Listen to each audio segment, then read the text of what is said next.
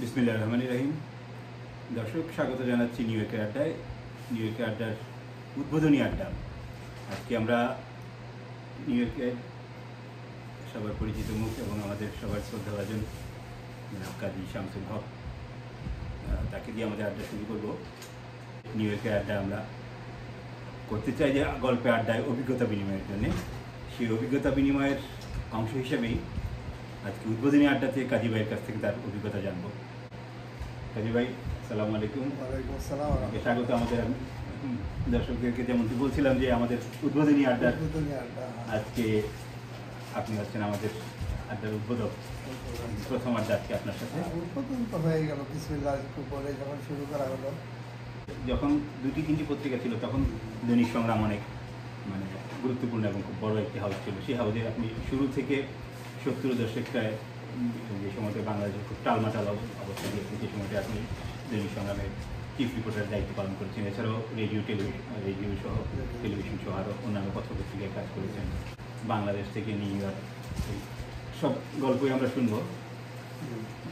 অল্প সময়ের মধ্যে হলেও আমরা চেষ্টা করবো সব গল্পই শুনতে। কিন্তু বিশেষ করে আজকের এই বাস্তব প্রেক্ষাপটে বাংলাদেশে যে এক স্বৈরাচারকে, এক ফ্যাসিস্টকে বিদায় করা হয়েছে, কিন্তু তার চেয়ে বড় স্বৈরাচারকে আপনারা মোকাবেলা করেছেন। তো সেই সময়টায় আপনাদের অভিজ্ঞতা আর এই সময়টার সাথে সেই সময়টার তুলনা, কিংবা সেই অভিজ্ঞতার আলোকে এই সময়টার সামনে ভবিষ্যৎ কী দেখছেন সেটি জানতে চাই। আমার অভিজ্ঞতা দিয়ে শুরু করাটা বোধ হয় আমার মনে হয় যে খুব একটা ভালো হয়নি, কারণ আরও অভিজ্ঞ লোক দিয়ে শুরু করলে ভালো হতে হয়। আমার অভিজ্ঞতা তেমন কোনো অভিজ্ঞতা নেই, জীবনটাই অতিক্রম হয়েছে। সময়টাকে খুব যে একটা কার্যকর বা এক্সাম্পলারি যে হবে এরকম কিছু নয়। আমি খুব সাধারণ একজন সংবাদকর্মী ছিলাম, পত্রপত্রিকায় কাজ করেছি, নিয়মিত কাজ করেছি। তো সেই হিসাবে সময়টা ঠিকই বলছেন যে এটা তো একটা বিরাট সময়। সেই পাকিস্তান কঠিন একটা সময়, সময়টা কঠিনও এবং লম্বা, সেটা ঠিক। এখন স্পেসিফিক বলতে পারেন আপনি যেমন বললেন যে কঠিন সময়, সেটা ঠিকই কঠিন সময়। আমি দৈনিক সংগ্রামে যখন কাজ করি চিফ রিপোর্টার হিসেবে, তখন পত্রিকায় বেরোতে অল্প কয়েকটা। আজাদ তখন শেষ হয় অবস্থা। দৈনিক ইত্তেফাক, দৈনিক সংবাদ এবং পূর্বদেশ ছিল একটা পত্রিকা, আর ছিল দৈনিক পাকিস্তান, দৈনিক বাংলা হয়, পরে এটাই দৈনিক বাংলা হয়। আর ইংরেজি পত্রিকা ছিল মর্নিং নিউজ এবং অবজারভার, দুটো পত্রিকা ছিল। আর কোনো দৈনিক পত্রিকা ছিল না।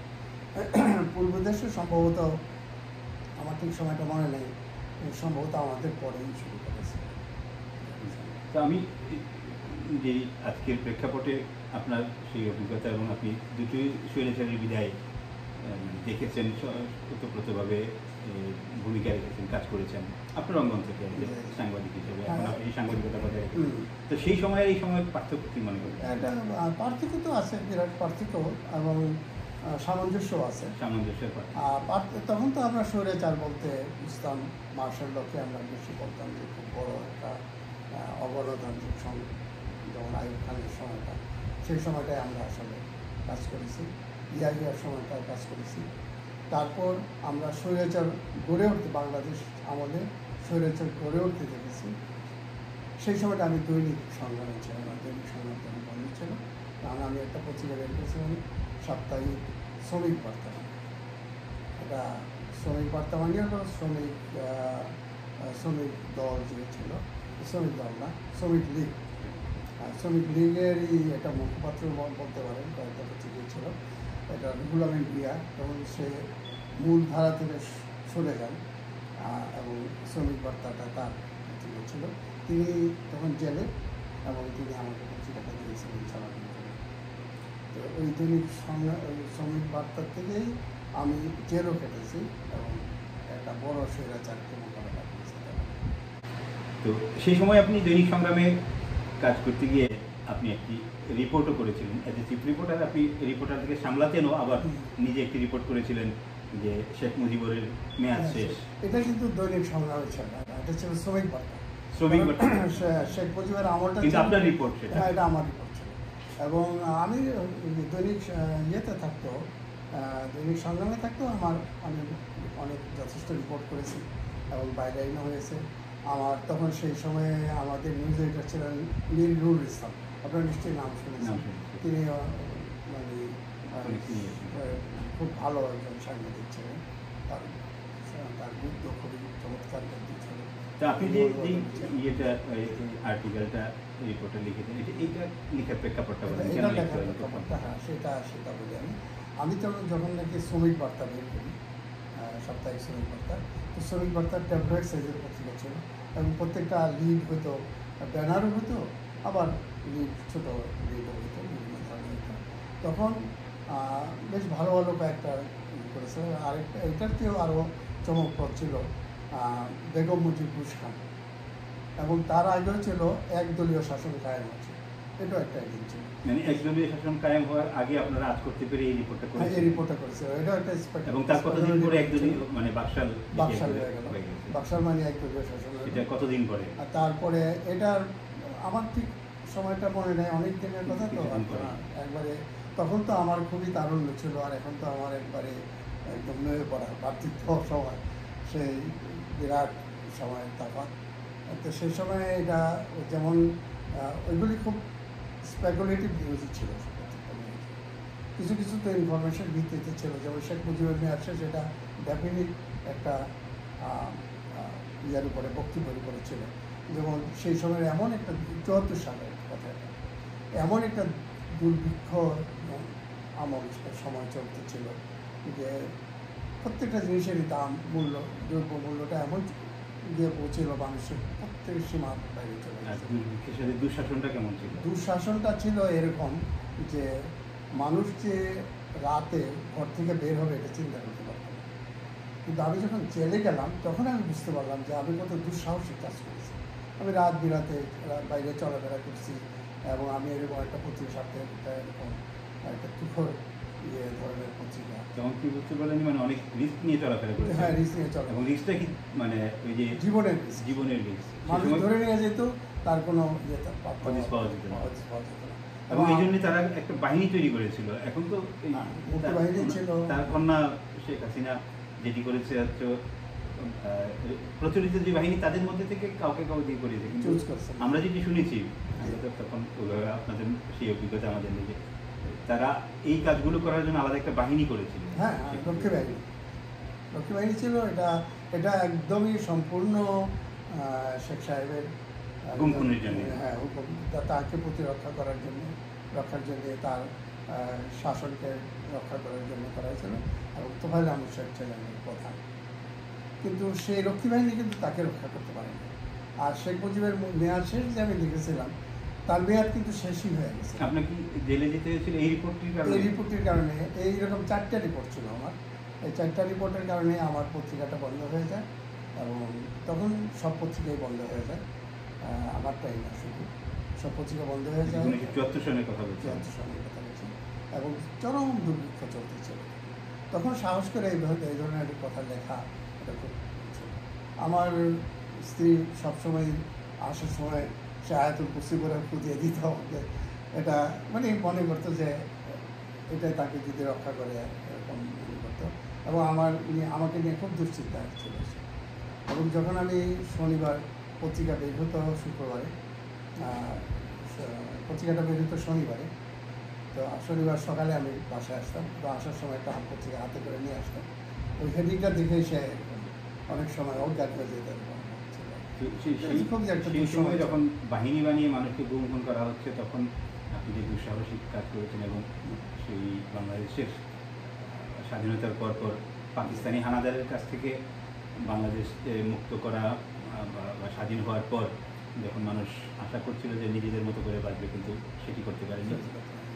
নতুন করে মানে পাকিস্তানি কি বলে হায়ানাদের চেয়ে আরো বড় হায়ানার, পাকিস্তানিরা তো এরকম হায়ানা ছিল না। যে ওই সময়ে যে সময়টা 74 সালে যে সময়টা ছিল, একটা ছোট্ট সেন্টেন্স বলি তাহলে কথাটা শেষ হয়ে যাবে। আমি যেটা লিখেছিলাম, আমি এটা লিখি নাই যে শেখ মুজিবকে কেউ হত্যা করে ফেলবে, এরকম এই ধরনের কোনো ইনফরমেশন আমার ছিল না। আমি যেটা বলছি সেটা হলো ইতিহাসের ধারা ধরে যে একটা দুর্ভিক্ষ, দুর্নীতি বা মানুষের যে জুলুম, এটার একটা চূড়ান্ত থাকে, এবং চূড়ান্তের পরে কি, ক্লাইম্যাক্সের পরে তার কিছু নাই। ওইটাই আমি ব্যাখ্যা করেছিলাম যে দুর্ভিক্ষ এবং দুর্নীতি এবং দুঃশাসন এটা যেই পর্যায়ে চলে গেছে, আমরা ইতিহাসের ধারা ধরে বলতে পারি যে এই সরকারের মেয়াদ শেষ। তো ওটাই আমি প্রতীক হিসেবে বলছি যে শেখ মুজিবের মেয়াদ শেষ। তাহলে আমি অন্য প্রসঙ্গে যাওয়ার আগে, আপনার কাছ থেকে আপনার জীবনের আরো গল্প শোনার আগে এই প্রসঙ্গটি এখানে যদি শেষ পর্যায়ে আমি যেটি জানতে চাই, তাহলে শেখ মুজিবুর রহমান যে দুর্নীতি, দুঃশাসন, জুলুম, গুম খুন, নির্যাতনের চূড়ান্ত পর্যায়ে চলে গেছেন, তো সেখান থেকে তাকে হত্যা করার মধ্য দিয়ে এই পরিস্থিতি থেকে বাংলাদেশের উত্তরণ ঘটে বিপ্লবের মধ্যে দিয়ে।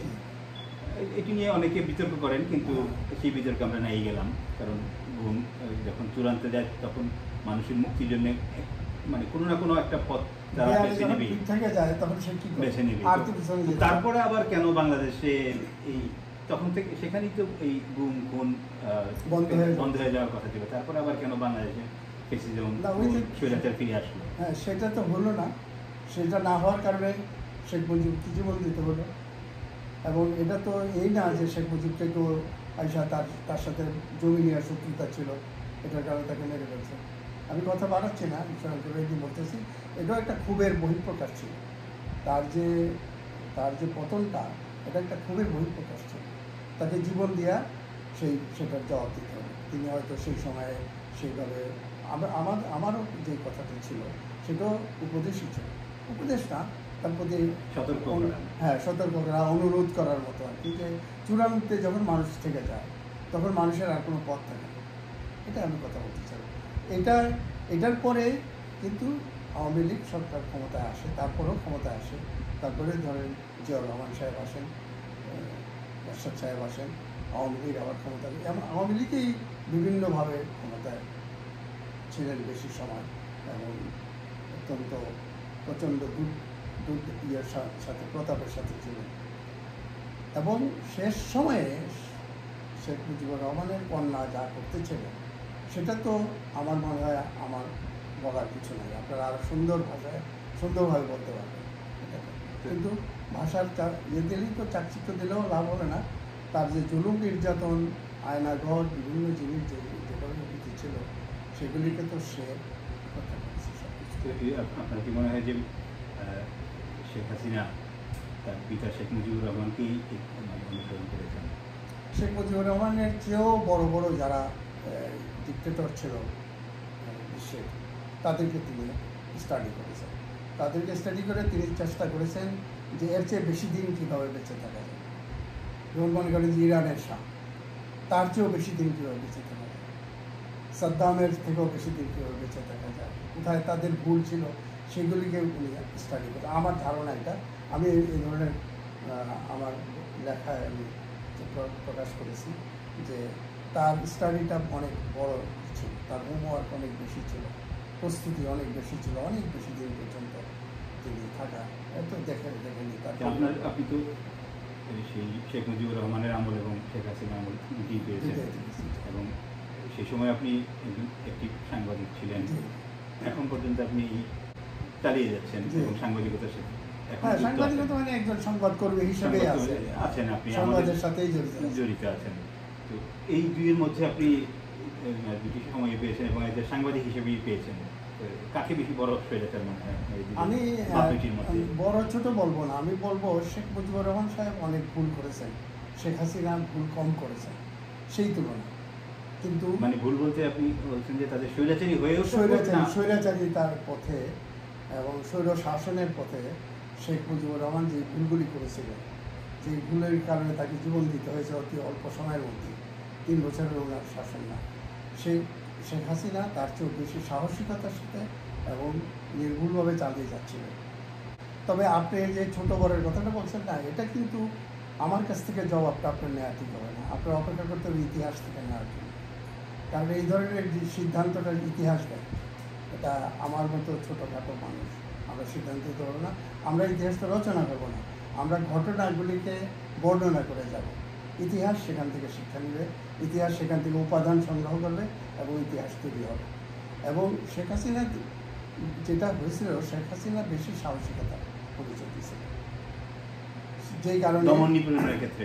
হ্যাঁ, দমন নিপীড়নের ক্ষেত্রে। এবং তিনি আরেকটু যদি নমনীয় হতেন তাইলে হয়তো বা আরও কিছুদিন টিকতে পারতেন না। শেষ সময়ে যেটা করেছেন, তো যখন ওই যে বললাম একটা কথা আমি বললাম না যে দেয়ালে যখন পিঠ থেকে যায়, আবু সাইদরা কী করেছে, বা আপনার কি আবু কাইয়ুম, যা আরও যারা ভিতরে যারা কারিগর হ্যাঁ, যারা এবং পেছন থেকে যারা এই যারা ছিলেন, আরো আন্দোলনের পিছনে যারা ছিলেন, যাদেরকে আমরা চিনেছি, যদিও মানে সমাজ বা ইয়ারা সমাজ সচেতন ব্যক্তি যারা, রাজনীতিক নেতা যারা, তারা চিনতে পারেননি তাদের, তারা কিন্তু ভুল করেছে। এটার আলোচনা বোধহয় আমার মনে হয় আপনার আলোচনায় পোষাবে না, সময় আপনার সময় এটা পোষাবে না। তারা বিরাট বিরাট ভুল করেছেন, অথবা ভুলের মধ্যে ছিলেন, অথবা তারা জীবন বাঁচিয়েছিল। কিন্তু যারা তরুণ ছিল, আপনি সুকান্তের কবিতাটা তো মনে আছে যে 18 বছর বয়স, সেটা কিন্তু কোনো বাঁধন মানে না। সেই তারুণ্য কিন্তু যখন দেখছে যে না, জাতিকে আর ভুগতে দিতে পারি না, আমাদের পিতামাতাকে আমরা আর ভুগতে দিতে পারি না, আমাদেরকে এখন প্রতিরোধ করতে হবে, প্রতিরোধ করছে। দেখছে যে এরকমই শেখ হাসিনার আমলটা ওইরকমই ছিল, এরকম গুলি করতে কোনো তার মানে হাত কাঁপতো না, তার সৈনিকদেরও কোনো হাত কাঁপতো না। রক্ষী বাহিনীর চেয়ে অনেক অনেক বেশি নির্দয় লোক দিয়ে তারা কাজটা করেছে। যখন আবু সাইদ একজন বলবো না, আবু সাইদরা যখন গুলির সামনে ওইভাবে দাঁড়িয়ে গেল, তারা মনে করলো যে না, গুলিকে এইভাবেই আমাদের গুলি খেয়ে খেয়ে গুলিগুলিকে হজম করেই আমাদেরকে আগে বাড়তে হবে। তখন আর হাসিনা টিকতে পারেনি, হাসিনাকে পালাইতে হয়েছিল অত্যন্ত নির্লজ্জভাবে। আপনি এক সময় এই সাংবাদিকতারও আগে শাহিন ফৌজের সাথে নামে একটি শিশু সংগঠন পাকিস্তান শাহিন ফৌজ নাম ছিল। তো সেই সময় শাহিন ফৌজ করার আপনাদের উদ্দেশ্য কী ছিল? আসলে আমার ছোটোবেলা থেকে কেমন একটা হবি ছিল ওই সংগঠন করা। ফুটবল খেলতে গেছে, সেখানেও একটা টিম করা, একটা টিম হতে হবে, একটা দল, মানে টিম তো খেলাতে তো টিম লাগে, টিম ছাড়া খেলা হয় না। কিন্তু আমি মনে করতাম যে একটা দল হতে হবে, এরকম মনে করতাম। তারপরে আমি কোরআনের তফসিরে বসতাম, আমার যে শিক্ষক ওস্তাদ ছিলেন তিনি আমার সম্পর্কে চাচাও ছিলেন, তো ওইখানে আমি কোরআনের বিভিন্ন সিদ্ধান্ত মনে করতাম যে সংগঠন ছাড়া মানুষ বাঁচতে পারে না। তখন আমি ওই শিশুদের কথা চিন্তা করতাম, এবং বয়স্ক লোকের জন্য ছোটদের যে কর্মসূচি আর বয়স্কদের কর্মসূচি একরকম না। তা আমিও ছোটো ছিলাম, তা আমার মনে হতো যে আমি ছোটোদেরকে নিয়ে একটা কিছু করি। তখন স্কাউট সম্পর্কে আমার স্টাডি করার সুযোগ, আমি স্কাউট করি নাই, স্কুলে স্কাউট করি নাই।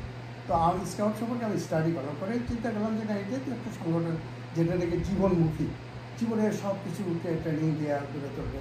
তো আমি কেন একটা করি না, যেটা দিয়ে আমি ছেলেদেরকে আমি শিক্ষা দিতে পারবো, নৈতিকতার শিক্ষা দিতে পারবো, সত্য কথা বলার শিক্ষা দিতে পারবো, যেগুলি আমার কোরআন হাদিসে, আমার ধর্মে, আমার অনুশাসনে বলে সেগুলি। ওই থেকে কিন্তু আমার ওই নামটা আমার আসছে।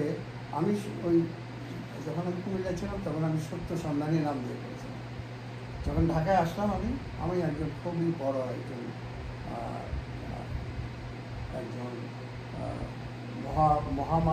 মহামানব না, মহাপুরুষ বলল তিনি, আমি নাম বলতে চাই না, তিনি আমাকে কুমিল্লাতে আমার আমি তার সংস্রবে আসি, তিনি একটা তফসিলের মামলের প্রধান অতিথি ছিলেন, তো তার খেদমত করার সুযোগ আমার হয়েছিল।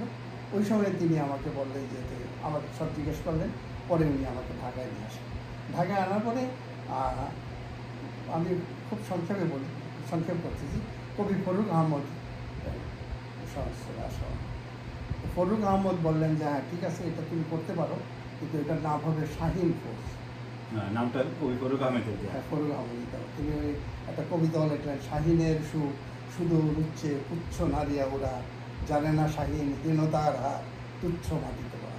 শাহিন পাখি কিন্তু নিচে না, বাজ পাখির মতো হয়ে যায়। এটা আরবরা সে পাখি শিকার করে। আরও লম্বা ইতিহাস আছে, আল্লামা ইকবালের কবিতা আছে শাহিনের উপরে। তো আল্লামা ইকবালেরই কাল্পনিক একটা ইয়েও আছে। সে সময় আপনার বয়স কত?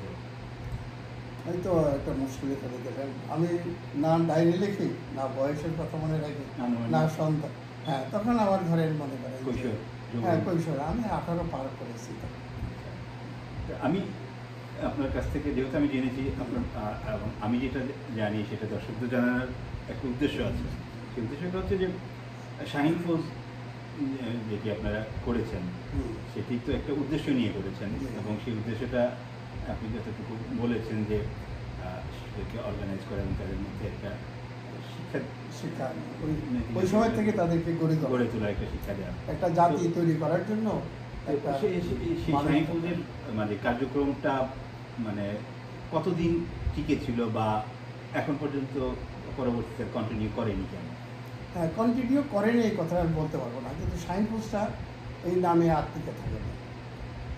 তো এরপরে ফুলকুড়ি হয়েছিল, শাহিন ফৌজেরই যারা ছিল কর্মী, ছিল কর্মী বাহিনীতে ছিল তারাই, বা শাহিন ফৌজের সম্পর্কে যারা জানতো করতো তারাই ফুলকুড়ি করেছে। তবে আমি বলবো এটা বোধহয় আমাদের রাজনৈতিক সেগাসিটি বা দূরদর্শিতার অভাব হতে পারে আমাদের বাংলাদেশের মানুষের। কারণ এই ধরনের একটা সংগঠনের যে প্রয়োজন ছিল, সেটা অবশ্য ছাত্র শিবিরের কথা বলতে পারেন আপনি। তখন ইসলামী ছাত্র সংঘ ছিল, ছাত্র শিবির ছিল, তারাও কিন্তু নৈতিকতার দিকে কাজ করেছেন, তখনকার কথা বলতেছি। এখন তো একদমই একটা স্মার্ট সংগঠন ছাত্র শিবির, এতে কোনো সন্দেহ নেই আমার স্টাডিতে আর কি, বা আমার পর্যবেক্ষণও বলতে পারেন, আমি যেটা মনে করি। তো তারা যদি কার্যকরী হয়, এফেক্টিভ হতে পারে, সময় সুযোগ পায় কাজ করার এবং আরেকটু অগ্রসর হয়, আরেকটু পৃষ্ঠপোষকতা পায়, তাইলে ইনশাল্লাহ আমাদের দেশ উন্নত হবে। এটা বললাম, আমি মাঝখানে কথাটা বললাম।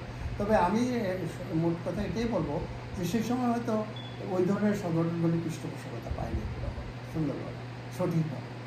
তো এর সাথে কি আসলে এই ধরনের অর্গানাইজেশনগুলো কাজ না করা এবং দুঃশাসন ফিরে আসা বারবার কোনো যোগাযোগ আছে? অবশ্যই শিক্ষা ব্যবস্থার অবস্থা দেখেন, এই যে বাচ্চাগুলি, আমরা তো এই জন্যই করেছিলাম যে শিক্ষা ব্যবস্থায় সেই ধরনের কারিকুলাম নাই, একটা মানুষ গড়ার কোনো কারিকুলাম ছিল না।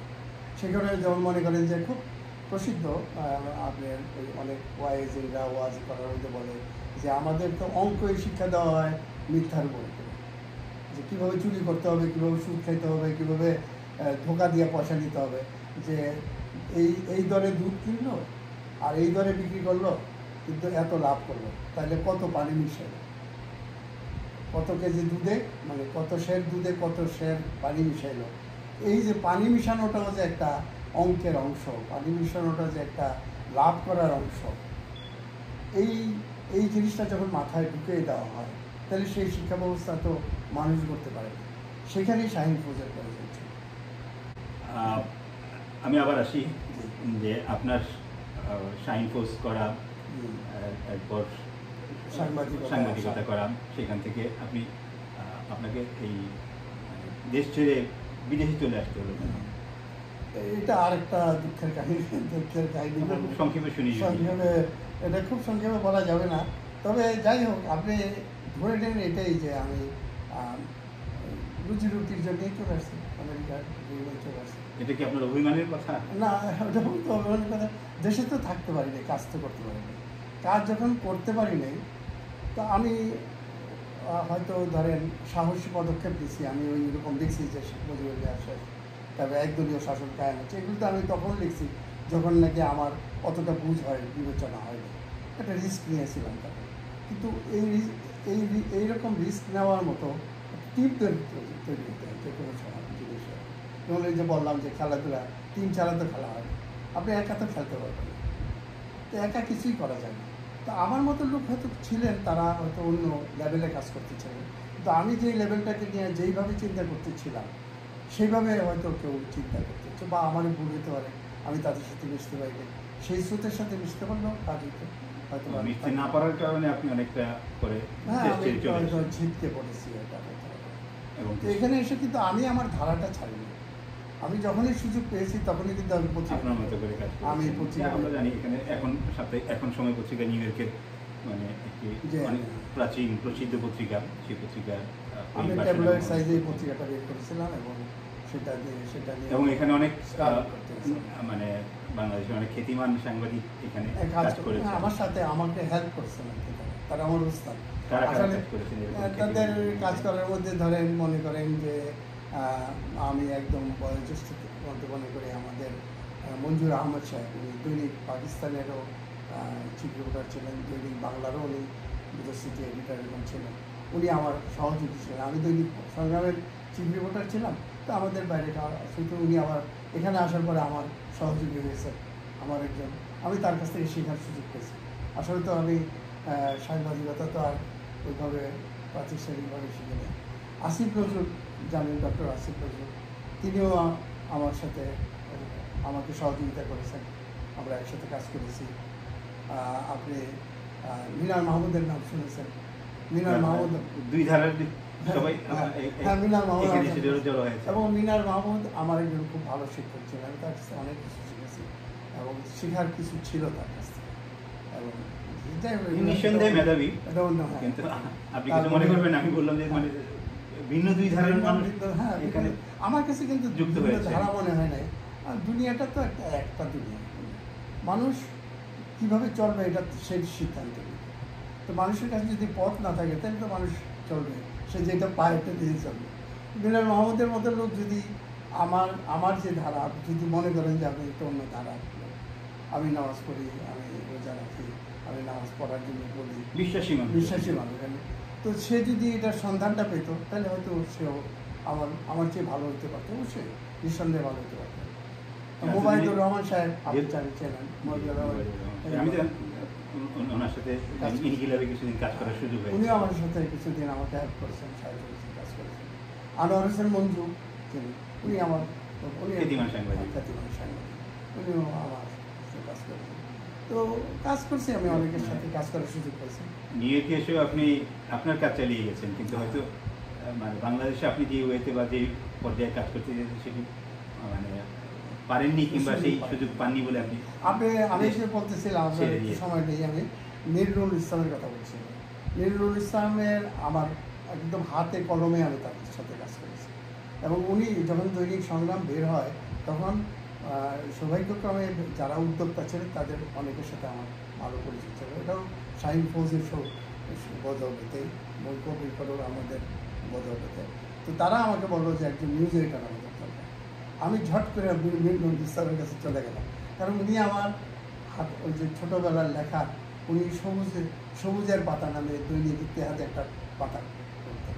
তো আমি সেই সবুজ পাতার একজন সবুজ, আর উনি ছিলেন সবুজ ভাই। তো তখন থেকে আমি যেহেতু ওনাকে চিনি, আমি মনে করছি যে উনি ছাড়া এই পত্রিকার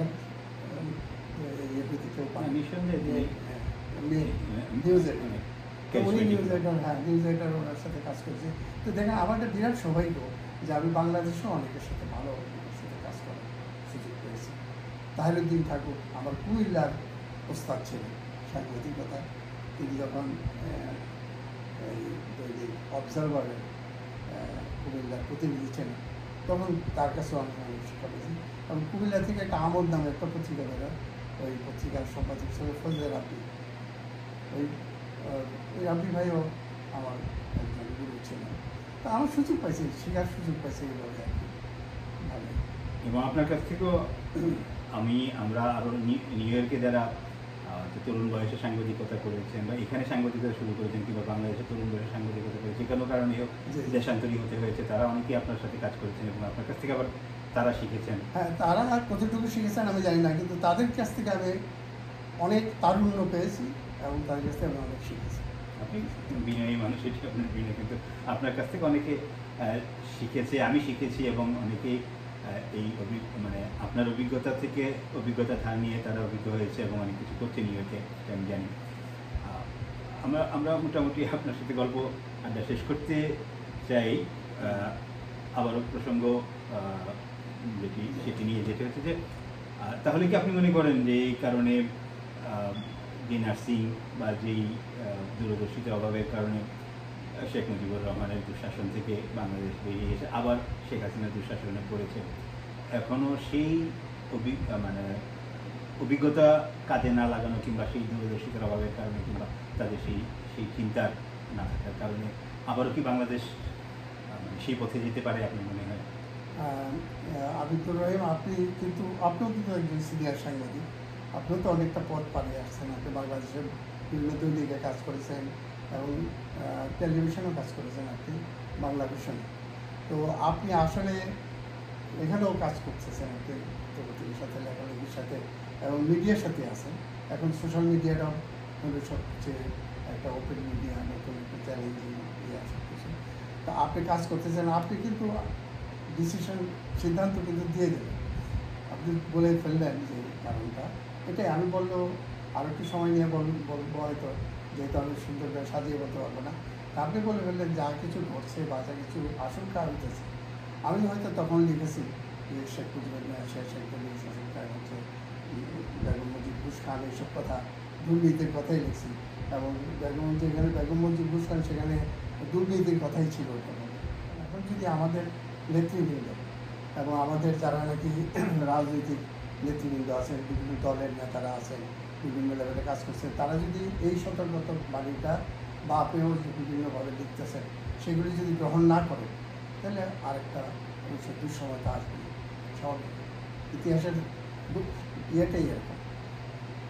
আমি শেষ করার আগে আপনার হয়তো অনেকেই জানে কিংবা অনেকে জানে না, আজকে আপনার সাথে গল্প করতে বসেছি। আমি দর্শকদেরকে জানাতে চাই যে যারা জানেন না, যারা জানেন তারা তো জানেন, আর যারা জানেন না তাদেরকে জানাতে চাই যে আপনি কিন্তু অনেক ভালো কবিতা লিখেন, এবং সেটি এখন না, তরুণ বয়স থেকেই লিখেন। এটি হয়তো অনেকে জানেন, অনেকে জানেন না, কারণ মাঝখানে আপনি অনেকদিন এই সাংবাদিকতা করতে গিয়ে স্বাভাবিক যেটি হয় অনেক লেখালেখি, অন্য লেখালেখি হয়তো হয়েছে, কিন্তু আপনার সেই কবিতা লেখাটি হয়নি। কবিতা লেখা হয়নি। সম্প্রতি দেখলাম আপনার অনেক ভালো ভালো কবিতা পাচ্ছি আমি। জানি না, কিন্তু এগুলি তো কবিতা বলে আমি মনে করি না। আমি মনে করি যে আমার একটা ভাবের প্রকাশ। আপনার এই কবিতা লেখার তখনকার সময়ের চিন্তা আর এখনকার সময়ের চিন্তার মধ্যে কি আপনি মনে করেন যে কি বলবো, কোনো তফাৎ বা সামঞ্জস্য? চমৎকার, কি বলবেন আপনি? আপনার প্রশ্নটাই আমার কাছে কবিতার মতো মনে হয়েছে। চমৎকার। হ্যাঁ, তখনকার আর এখনকার মধ্যে একটু ডিফারেন্ট আছে, কিন্তু আমি তখনও যে কবিতা লিখেছি, আমি প্রেমের কবিতা লিখেছি, এটাই ঠিক। ছাপাও যে হয়নি তা না, সেই সময় লিখেছি, কিন্তু সেই প্রেমের মধ্যেও কিন্তু আমার একটা দ্রোহ ছিল। আমি কবি ফজলুল আহমদ দিয়ে প্রভাবিত, আপনি বুঝতেই পারছেন। আমি খুব একটা ভালো সময় আমার তারুণ্যের সময় আমি কবি ফজলুল আহমদকে পেয়েছি। আমার যৌবনের সময় আমি আল মাহমুদকে পেয়েছি, একসাথে থাকার সুযোগ পেয়েছি।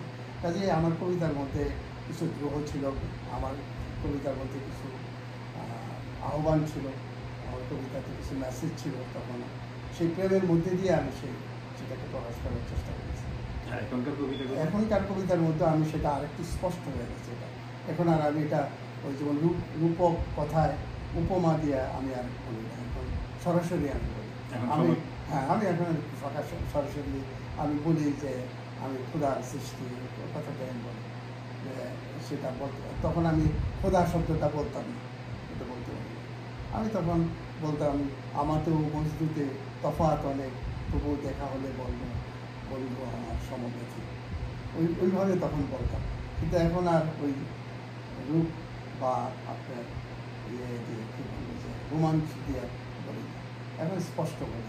এবং সেই স্পষ্টতার মধ্যেও বোধ হয় আমার মনে হয় যে কেউ যদি চিন্তা করে বলতে পারে এটারও একটা ধারা। আমি কবিতার কিন্তু আপনি তো বাংলা সাহিত্যের ছাত্র, কাজে আপনাকে বোঝানো যাবে না, আমি ছন্দের গ্রামার দিয়ে কিছু বোঝাতে পারবো না, কিন্তু আমি কিন্তু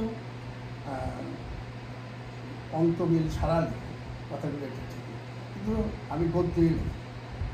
গদ্যগুলি কেমন যেন কবিতার মতো হয়ে যায় অনেক সময়, অনেকে মনে করে। হ্যাঁ, যেমন আপনিও বলছেন আমাকে, আমি সাহস পেয়েছি যখন দেখি আপনি বা তরুণ দেবী ওনারাও আমার লেখা পড়ে ভালোই বলেন, তো তারা তো বলবেন সান্ত্বনা দেওয়ার জন্য।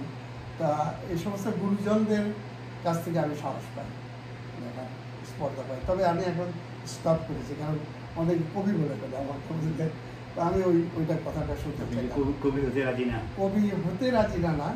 প্রত্যেকটা মানুষের আল্লাহর সব সৃষ্টি। আল্লাহ যখন কবি, মহাকবি হলেন আল্লাহ তাআলার কোরআনের আয়াত পড়লে তাকে বোঝেন কবির সঙ্গে। আপনি মাদ্রাসাও পড়েছেন, আমার চেয়ে এই দিক দিয়ে আমার চেয়ে কয়েক ধাপ পড়ে আছেন। তো আমি কবি তো সবাই কবি, কিন্তু কবি আমাকে বলুন কেউ তাকে প্রসিদ্ধি নেই। ধন্যবাদ কাজী ভাই, আপনার সাথে অনেক আড্ডা আপনাকে দিয়ে অনেক অনেক ধন্যবাদ ভালো লাগলো। হ্যাঁ। এবং আমি আশা করি যে সেই সময় থেকে এই সময়ের আড্ডার মধ্যে দিয়ে আমরা যে আমি- অভিজ্ঞতা বিনিময় করতে ভালো চেয়েছি লাগছে সেটি আপনার সাথে কথা দর্শকরা মানে পেয়েছেন এবং দর্শকদের কাজে লাগবে। জনাব কাজী শামসুল হকের সাথে আমাদের এই উদ্বোধনী আড্ডা আজকে এই পর্যন্তই। সবাই ভালো থাকবেন, আগামী আড্ডায় আবার দেখা হবে। আল্লাহ হাফিজ।